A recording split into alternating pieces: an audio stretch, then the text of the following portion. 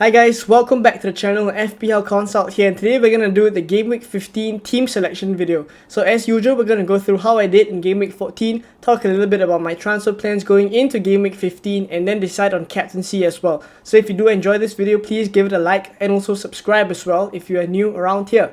Right, so in Game Week 14, I did really well. I had an absolute flyer. I was 756k going into Game Week 14, and I ended on a massive green arrow up to 509k in the world right now. So we are closing in on that World Cup target of the top 500k. So really happy about that. I scored 77 points, which was way above the game week average of 59 points. So really pleased with that. And as you guys can tell, the main man that did it for me this week was Callum Wilson. For those of you who pretty much have either Almiron or Callum Wilson, you probably landed on a big green arrow. So in my situation, I think I was pretty fortunate to be forced into Diego Costa to Wilson, and I will explain my choices now. And that's because 15 minutes before the deadline, there was a leak that said Haaland wasn't fit to be even in the squad, right? So he hadn't even traveled to Leicester, right? So what that meant for me at that point in time, 15 minutes before the deadline, was that I knew on my starting 11, I would have one less player because Haaland isn't fit to play. I would have to turn to my bench, and at that point in time, Diego Costa against Brentford, Dunk against Chelsea, and Zuma against Manchester United all didn't, sit well with me that I would have to start one of them. So obviously with one free transfer in hand at that point in time, I decided to take Diego Costa out, right? And with 1.9 in the bank at that point in time, I could only afford Diego Costa to Callum Wilson. That was pretty much the best option for me, considering Newcastle are on a good form as well. So at that point in time, I took the leap of faith. I did that move, and it really paid off because Costa got -1 points, so that is pretty much a 20-point swing because Wilson got 19 points. He did really well. So obviously a little bit of a slice of luck there, right? But I guess we do need a little bit of these things to kind of go your way if you trying to want to hit those targets. And considering where I am right now, I feel like I've made up for that game week 9 captaincy failure where I went for Salah instead, right? So here we are right now, 509k in the world. I'm pretty happy with that. As for the rest of my team, my defense all kept clean sheets, right? Pope, Trippier, Gehi, Cancelo all did really well. Trippier with an assist as well, right? As for the midfielders, pretty much nothing much to talk about there,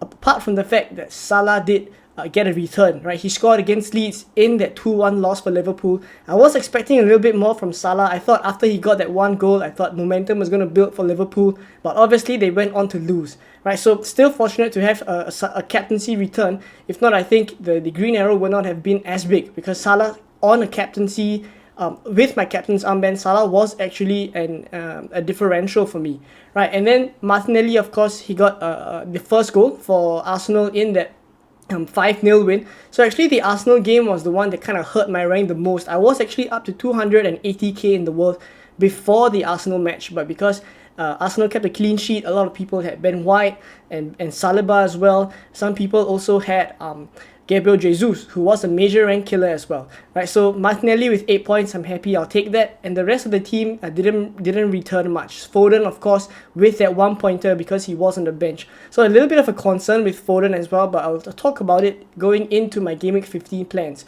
So for Game Week 14, I'm pretty happy with the performance, and let's now take a look at the Game Week 15 team. So for Game Week 15, this is how the team currently looks like. So I have 0.1 in the bank and 1 free transfer, and these are the best 11 players that I can field at this point in time. Now if you look at my bench first, right, there's Ward in goal. I don't intend to start him ahead of Pope, of course.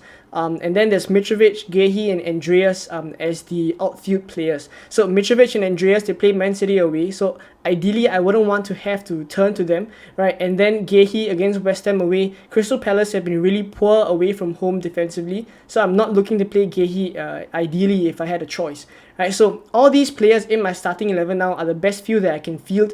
So Pope and Trippier against Southampton away, Zuma against Crystal Palace at home, Dunk has Wolves away, and Cancelo has Fulham at home. So surprisingly as well, West Ham and Brighton are really high up the clean sheet odds this week. So I'm very keen on starting both of them, even though I know for Zuma, I do have Zaha in my team as well. So I would be kind of wanting Zaha to return. But if he doesn't return, I think Zuma gets the clean sheet as well. Right, so I'm fine to play both of them at this point in time. I think there are other fires to put out currently. I'll get into them in a bit.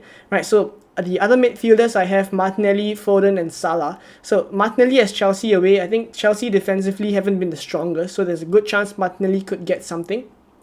For Foden, I'll talk about him in a bit, right? And Salah, Tottenham away, right? And then up front, there's Wilson and Haaland. So the major issues at this point in time, I have one free transfer, and the major issue is obviously Haaland, right? We don't know whether he's going to start. My bench isn't very strong at all, right? And then Foden is also a little bit of a risk because he has fallen out of favor, I guess. I think Pep did mention in that interview or that press conference before the Champions League game, where a reporter just asked, you know, how is it the case that Foden hasn't started recently, and he just said, oh, he just made the decision not to, right? So it's kind of like whatever team he feels like fielding, he would field, and if that doesn't include Foden, then it doesn't include Foden. He doesn't have to give an excuse for it. So that's essentially the case with Foden at this point in time. So Haaland and Foden both are currently, in doubt.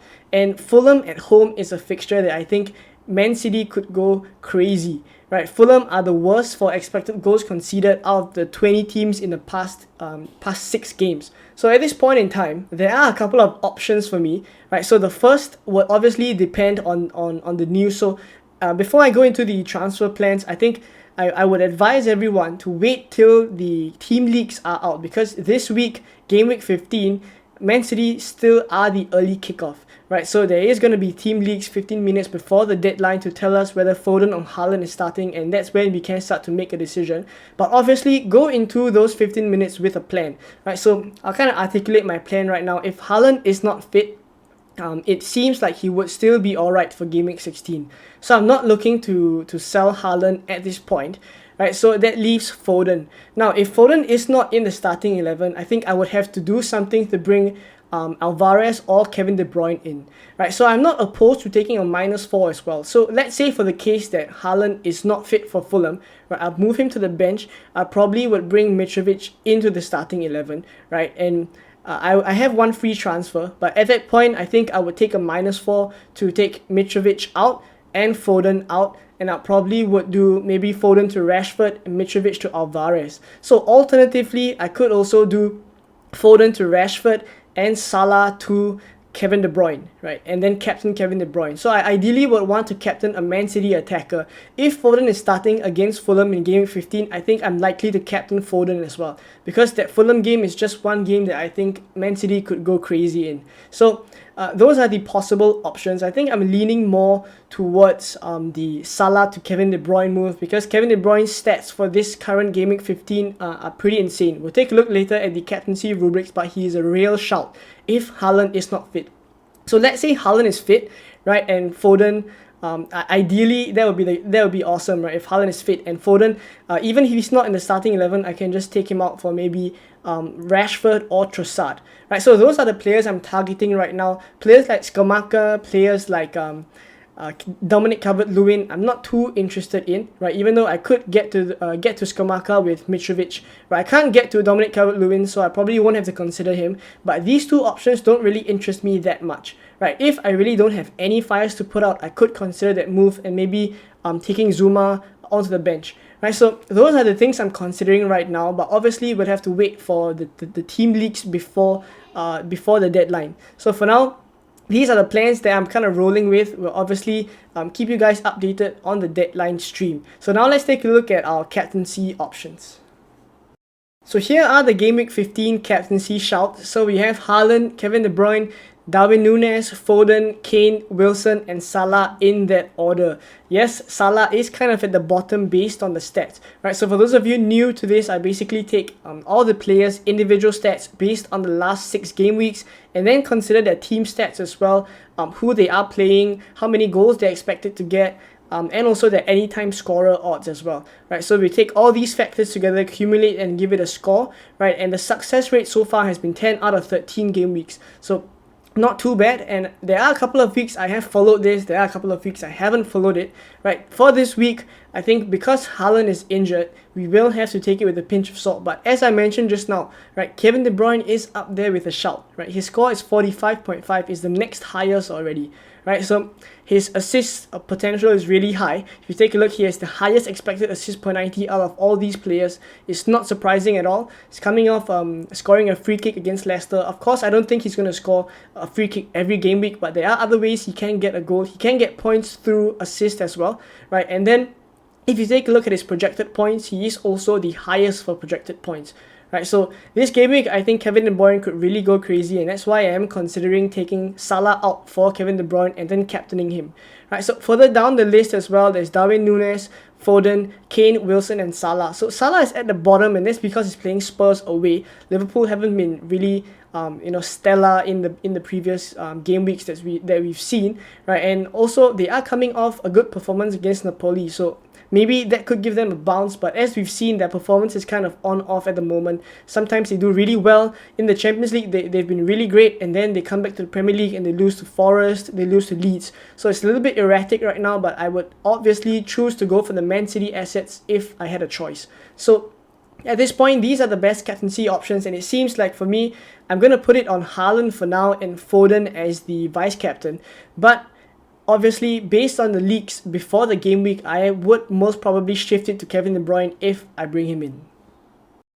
So as mentioned, for now I'm going to put the captain's armband on Haaland and the vice-captain's armband on Foden, right? But obviously it is subject to a lot of change based on the leaks that could come out 15 minutes before the deadline, right? So I probably would look to bring either Kevin De Bruyne or Alvarez in if either Foden or Haaland aren't playing, right? So this is how it's currently looking like at the moment. If you did enjoy this video, please give it a like, subscribe as well if you are new around here, and I will update you guys on my team and my transfer moves as usual on the deadline stream on Saturday. Right, so I'll see you guys before the deadline, and I'll catch you guys there. Right, bye bye.